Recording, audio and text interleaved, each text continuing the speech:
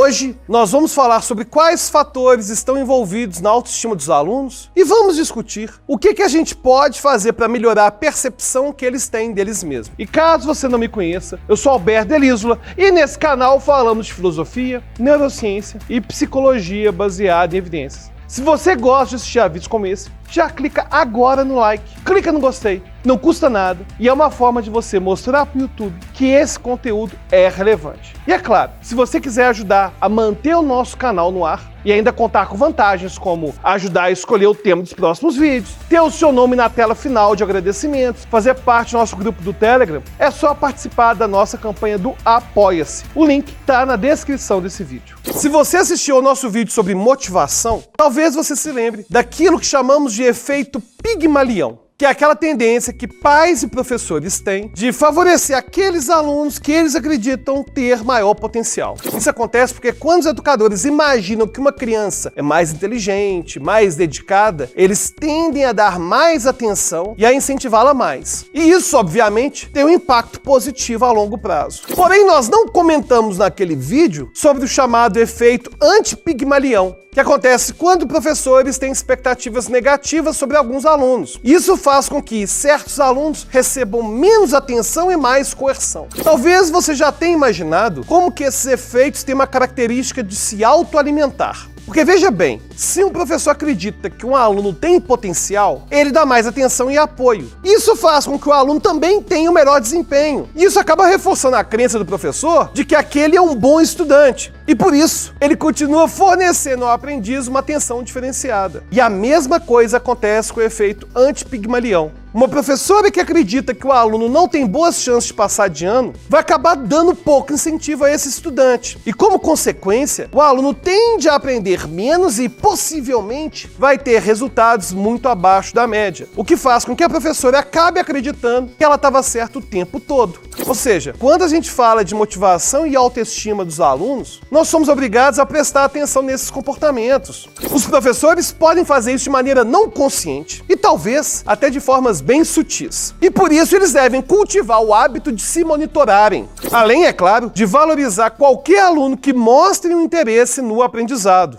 Mas é claro que a autoestima do aluno não é feita só das expectativas que os professores têm dele. Há também uma percepção de suas próprias capacidades para lidarem com os problemas propostos na sala de aula. Se o aluno percebe que não tem capacidade para aprender o que está sendo ensinado na sala de aula, por aquilo ser algo mais difícil, ele certamente vai se perceber como alguém incapaz. Isso acaba resultando na desmotivação. Por isso que se fala que deve haver uma aprendizagem que minimize os erros dos alunos e na qual os desafios cresçam gradualmente. Assim o estudante percebe que suas capacidades estão de acordo com a demanda escolar. E é lógico que às vezes um conteúdo mais complexo pode dificultar o avanço dos alunos, mas é sempre necessário começar pelo básico e mostrar aos alunos que eles conseguem lidar com aquilo. Essa é uma estratégia muito melhor do que dar todo o conteúdo complexo de uma vez, esperando que os alunos assimilem o sentido completo. Nós chamamos a autopercepção da nossa capacidade de autoeficácia. E o melhor caminho para desenvolvermos a autoeficácia dos alunos é através de experiências graduais de sucesso. Mas a gente também pode pensar no caso oposto. Se o aluno percebe os problemas como fáceis demais, a escola ou a faculdade não vão ser encarados de forma séria. Vai ser aquele aluno que falta na aula, que dá pouca atenção às atividades, que termina tudo rapidinho, depois fica conversando com os alunos que ainda não terminaram na mesma velocidade que ele.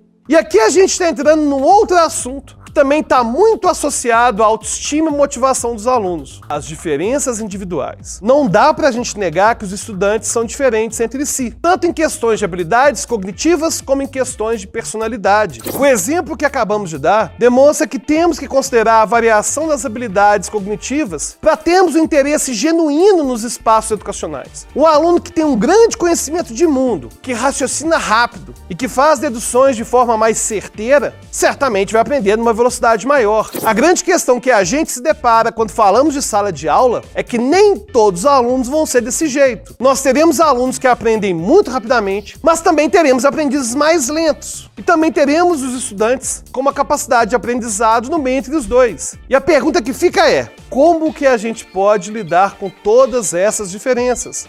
Olha, infelizmente nós não temos uma boa resposta. O ideal seria que o professor conseguisse ajustar os desafios de acordo com a demanda cognitiva de cada aluno. Mas é claro que isso é impraticável na educação brasileira, com salas que às vezes têm mais de 30 alunos. Mas o que fazer então? Já foi proposto que os alunos sejam separados por desempenho para que o currículo seja mais adequado. No entanto, essa ideia recebe fortes críticas que apontam que isso pode gerar um senso de hierarquia entre os alunos, com os de maior desempenho tendo mais prestígio na escola. Além disso, também foi apontado que isso reduz o convívio com as diferenças, algo natural na sociedade e nos contextos de trabalho. Nós não estamos aqui para fornecer uma resposta direta, mas certamente no modelo educacional que a gente tem hoje, a gente está muito longe do ideal. Mas vamos lá, continuando a falar das diferenças individuais, mas agora pensando no temperamento e na personalidade. Da mesma forma que os alunos que tiram melhores notas tendem a receber mais atenção dos professores, os estudantes mais extrovertidos e mais participativos são normalmente mais incentivados a participarem das atividades e das discussões, já que eles têm uma tendência de se pronunciarem de forma natural. É claro que o professor deve respeitar os limites de cada aluno, mas a presença dos alunos mais introvertidos significa que o professor deve fornecer um apoio extra e mais incentivo para eles também participarem.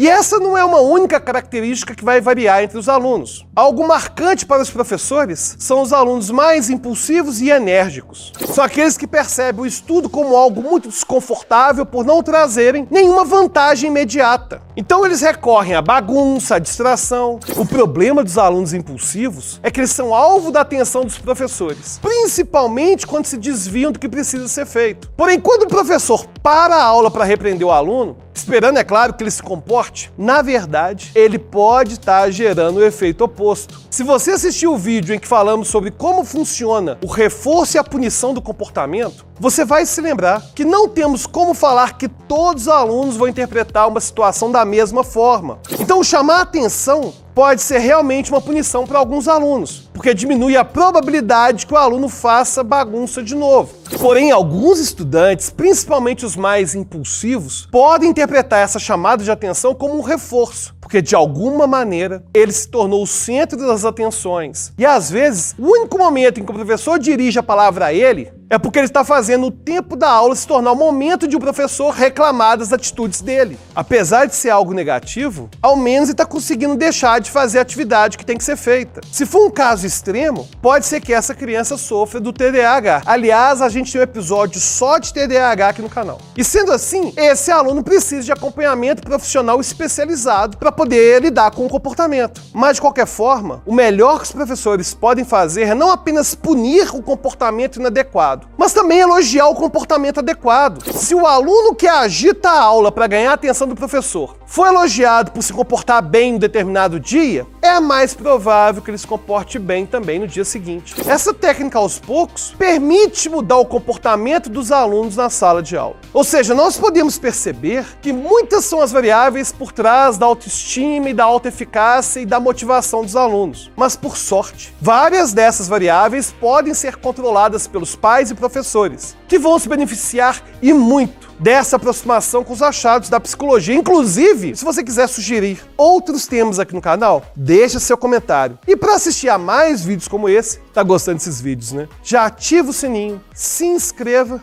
e até a próxima.